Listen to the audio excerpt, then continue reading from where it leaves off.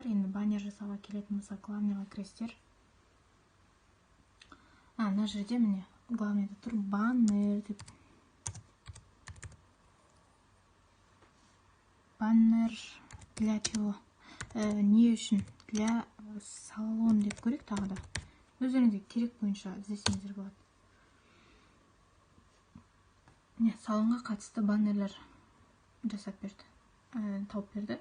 Осының ішінен өзіңізге қалаған алсаңыздар болады.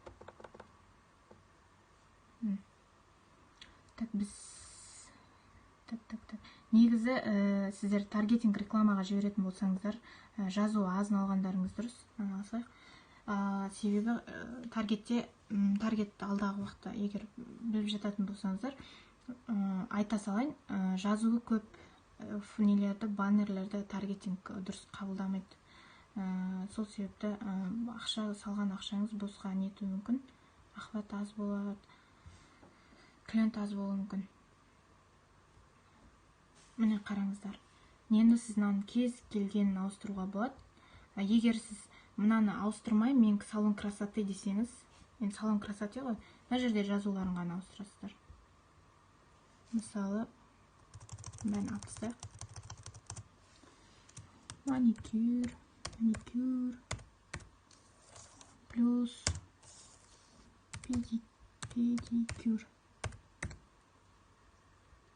педикюр деп жазуларын өздеріңізге қарай ыңғайлап, мына жерден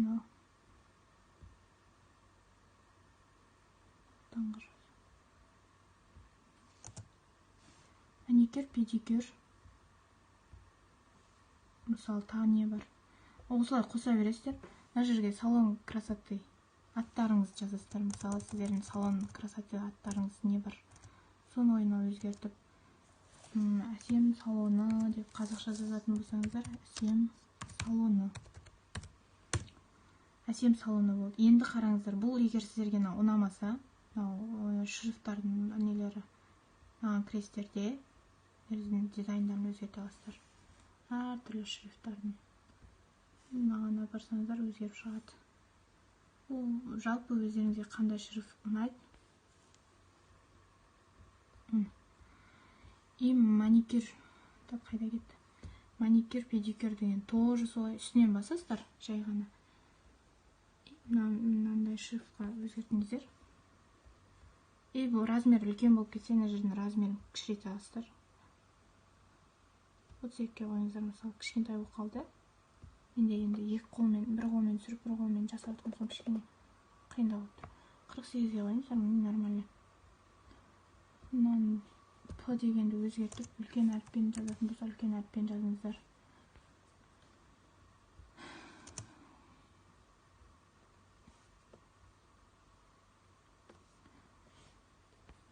Жалпы осылай.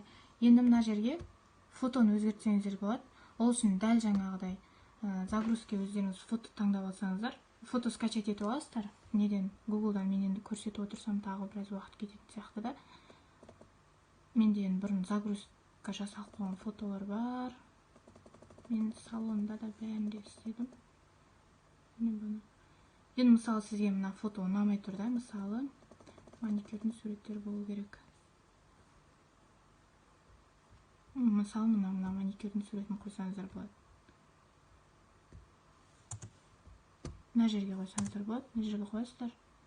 И мына фотоны апарып қойсыздар. Міне. Осылай өздеріңіз қалаған сурет, мына түсінде ауыстырсаңыздар болады. Тіптен қара цвет сіздерге ұнамаса, мынандай цветті өзгертсеңіздер болады. Немесе көк цвет өзгертсеңіздер болады. Немесе қоңыр, немесе сары. Өздеріңіз қандай үйлесімділікті қалайсыздар. Және де жазу қосатын болсаңыздар, мына жерде текст деген бар. Текстті басасыздар. Текстті басып, добавьте деген размерлеріне қарап, или налар таңдасаңыздар болады. Басқа не жазғыларыңыз келеді? Мысалы, мына жерге адресін жазғыларыңыз келсе, бұл енді күшті программа ғой. Canva деген бәрін мен енді осы көп жұмысымды жеңілдететін осы, бірақ міндетті түрде оған енді ноутбук болған дұрыс, себебі ноутбуксыз жұмыс өнбейді да. телефонмен жазсаңыздар болады, бірақ телефонмен мындай әдемі қылып ыңғайлап жасай алмайсыз. Адрес мысалы Алматы қаласы, бірдеңе қосымша өздеріңіз қосатын болсаңыздар, осылай қоса берсеңіздер болады. Мына русский деп екен ғой. Қазақша ауыстырайық қазір. Міне. Алматы қаласы. Бұның цветін ауыстырамын десеңіздер, мына жерге кіресіздерде кез келген ақ цветке ауыстырсаңыздар болады, сұр цветке ауыстырсаңыздар болады. Жалпы мына ашылатын қандай цвет бар? Сары цветке ауыстырсаңыздар болады, қызыл цветке ауыстырсаңыздар болады, қоңыр, дұрыс қара сияқты. Енді үстінен басып бүйтіп тұрасыздар да. Былай не жерге өздеріңіз қалаған жерлеріңізге қойсаңыздар болады. Мына жерге қоясыздар, мына жерге қоясыздар. Мынаны да алып тастасаңыздар болады. Мына жерде негізі адрес тұр екен ғой. Мынаның орнына жазсаңыздар да болады, немесе былай алып тастасаңыздар да болады.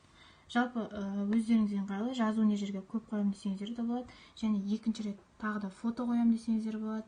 Акция деп жазып осылай реклама жасауға өз бизнестеріңізге өте қолайлы программа. Бұндай мынандай форматта болмаса, мынандай көлденең форматтағысында алсаңыздар болады. Ол енді өздеріңіздің таңдауларыңызға байланысты. Мына жақта қосымшалар көп. Фон дейді, фон. Тағы бір нәрсені айта кетейінші сіздерге. Элементтің ішіне кірген кезде қарасаңыздар, мына жерде сетка фигуралар тұрады. Мына жерде, мысалы, мен көбінесе қолданатындарым тұр. Астынан түсіп көрейін қазір. Былай жасасаңыздар болады. Көп элементтер бар, өзіңіз қайсысын қалай соны алсаңыздар болады. Мысалы, мынаны алайық та. Примерно жаңағы жазуыңыз осының бетіне жазғыңыз келеді. Жазуыңыз осының бетіне жазу үшін кішкене созасыздар.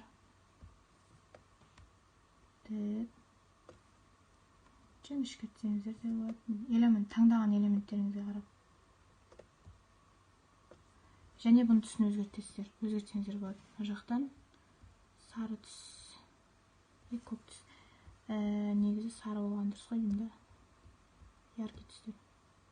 Мынандай болды ғой. Енді крестерде прозрачный қылсаңыздар болады кішкене. Міне. Енді үстінен расположение дегенді басып, назад дегенді бассаңыздар, маникюр, педикюр жазуы бетіне шықты. Осылай енді мен әдемі жасауға болады. Мен просто бір қолмен істеп отқандықтан. Осылай өздеріңіз үйлесімділіктерін келтіре берсеңіздер болады.